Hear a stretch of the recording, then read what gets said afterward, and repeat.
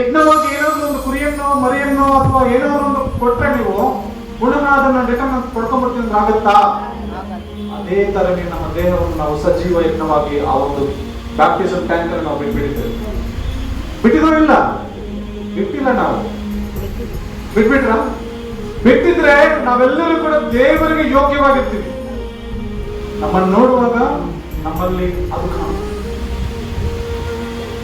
ಅವರನ್ನು ಕೆಲವು ವಿಷಯದಲ್ಲಿ ಸ್ಟ್ರೈಟ್ ಆಗಿ ಮಾತಾಡಿದ್ದಾನೆ, ಕ್ಲಿಯರ್ ಕಟ್ ಆಗಿ ಹೇಳಿದ್ದಾನೆ, ಹಿಂಗೆ ಇರ್ಬೇಕು ನೀವು ಅಂತ.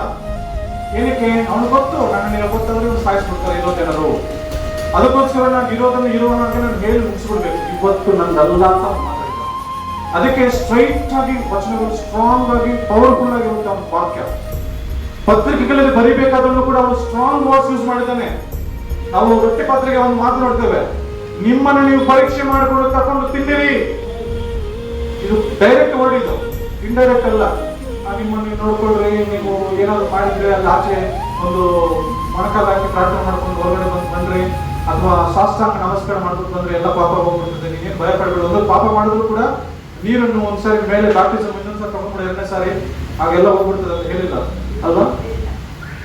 ಮನುಷ್ಯನ ಒಂದೇ ಸಾರಿ ಹುಟ್ಟುವುದು, ಒಂದೇ ಸಾರಿ ಸಾಯ್ತು, ಒಂದೇ ಸಾರಿ ನಮ್ಮ ಬದುಕು.